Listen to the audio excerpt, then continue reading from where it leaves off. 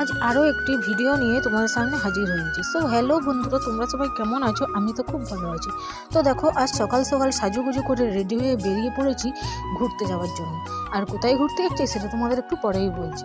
তো দেখো, এখন আমি চলে যাচ্ছি বাস স্টপে বাস ধরার জন্য। তো আমাদের বাড়ি থেকে বাস স্টপটা দূরত্ব খুবই কম, তাই হেঁটে হেঁটেই সকালে চলে এলাম বাস স্টপে বাস ধরার জন্য। দেখো, এখানে এসবিএসটি বাস ধরবো, যেহেতু দুর্গাপুর যাব, আর দুর্গাপুর থেকে আমাদের ট্রেন, তাই। তো দেখো, তারপরে একটা চিড়ে ভাজা প্যাকেট কিনে নিলাম, যেহেতু আমার বাসে উঠলে একটু প্রবলেমই হয়, তাই মনে হলো একটু খেয়ে নেওয়া উচিত। তো তারপরে দেখো, বাস ছেড়ে দিয়েছে আর দেখতে দেখতে চলে এলাম দুর্গাপুর ব্যারেজ।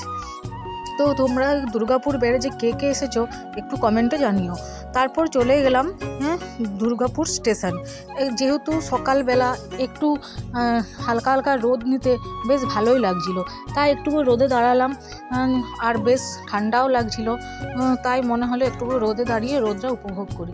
তারপরে ট্রেনও লেট ছিল, তাই আর কি। তারপরে চলে গেলাম ট্রেনের স্টেশনের ভিতরে, যেহেতু আমাদের ট্রেনের টাইম হয়ে গেছে, তাই আমরা চলে গেলাম ট্রেন ধরতে।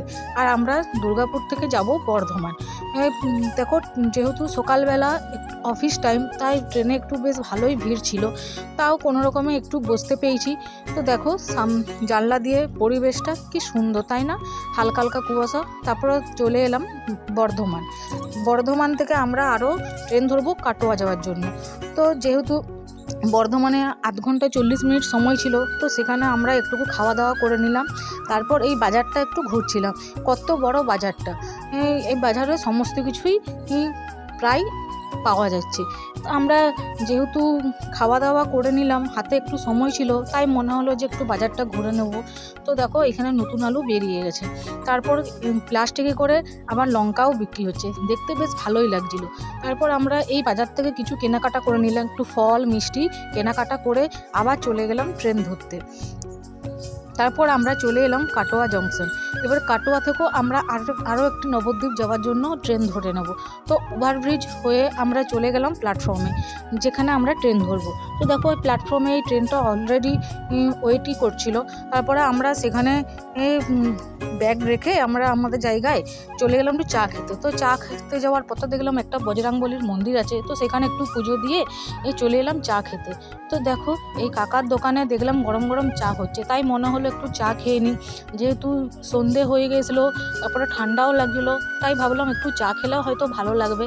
তো দেখো, এখানে চা খাচ্ছিলাম, আমিও খাচ্ছিলাম এবং আমাদের সঙ্গে যারা গেছিলো তারাও খাচ্ছিলো।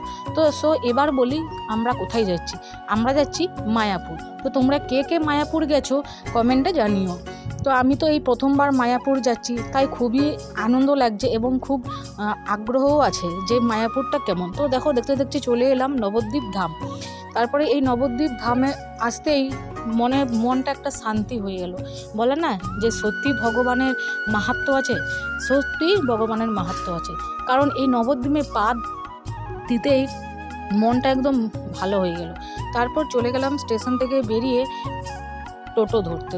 যেহেতু স্টেশন থেকে ঘাটে যেতে হবে, তো আমরা যেহেতু এখানে প্রথম এসেছি, তো আমরা তো রাস্তা তো জানি না, তাই টোটোকে বললাম যে আমাদেরকে ঘাটে পৌঁছে দেওয়ার জন্য।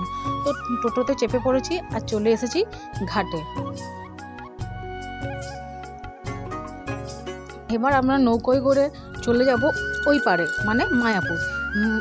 এপার হচ্ছে নবদ্বীপ আর ওই নদীর ওই পারে হচ্ছে মায়াপুর। তো চলো, আমরা নৌকায় উঠে গেছি। আর এই নৌকাতে শুধু আমরা একা নই, আরও অনেকেই আমাদের সাথে মায়াপুর যাচ্ছি।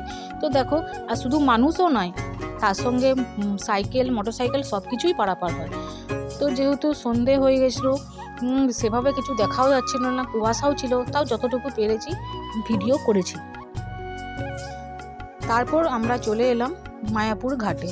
নৌকো থেকে নেমে গেলাম। এবার চলে যাব আবার টোটো ধরতে। যেহেতু প্রথমবার এসেছি, ঘাট থেকে মায়াপুর হেঁটেও যাওয়া যায়, কিন্তু আমরা তো প্রথমবার এসেছি, জানি না রাস্তা, তাই আমরা টোটোতেই করে চলে যাব। আর এই টোটোতে করে মায়াপুর যাওয়ার জন্য মন্দির পর্যন্ত ভাড়া লাগছে 15 টাকা করে। তো তোমরা যে আসবে ভাড়াটা শুনে রাখো, কেউ 20 টাকা, কেউ 25 টাকাও চাইছে, কিন্তু 15 টাকার বেশি কেউ দেবে না, কারণ চার্জটা 15 টাকায়। তারপর আমরা চলে এলাম মায়াপুর মন্দিরে। আর আমরা শুধু দুজন না, আমাদের সঙ্গে আরও 2জন কাপেল আছে, তো তারাও হাজব্যান্ড ওয়াইফ, তো তারাও আমাদের সঙ্গে যাচ্ছে। এই মায়াপুর মন্দিরে যিনি গার্ডে আছেন, তো তাকে আমরা কিছু জিজ্ঞাসা করে নিলাম কোন দিকে কি যাব না যাব, কোন দিকে কি আছে। তো জিজ্ঞাসা করে আমরা চলে গেলাম ভিতরে। যেহেতু সিজন পড়ে গেছে তো মায়াপুরে বেশ ভালোই ভিড় ছিল। তো আমরা চলে গেলাম আস্তে আস্তে ভিতরে একটা থাকার রুম ভাড়ার জন্য। তো যেতে যেতে দেখো কিছু দেখলাম কিছু ফরেনাররা ভগবানের নাম কীর্তন করছে। তো আমরাও সেখানে একটু দাঁড়িয়ে এই নাম কীর্তনটা উপভোগ করলাম, বেশ ভালোই লাগছে দেখতে।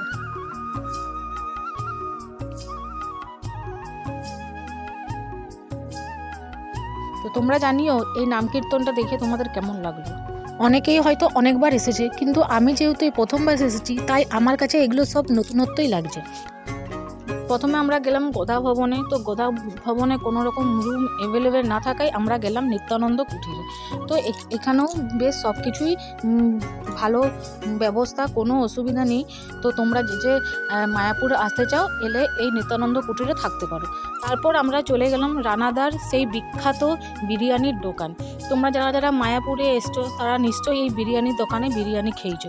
তো এখানে বিরিয়ানি ছাড়াও রুমালি রুটি, সয়া কারি, ফুলকপির রোস্ট সব কিছুই পাওয়া যায়। সো আজ এইটুকুই, আবার দেখা হবে নেক্সট ভিডিওতে। ততক্ষণ তোমরা ভালো থেকো, সুস্থ থেকো, আর আমার পাশে থেকো। বাই। আর ভিডিওটি ভালো লাগলে লাইক, কমেন্ট এবং শেয়ার করে দিও।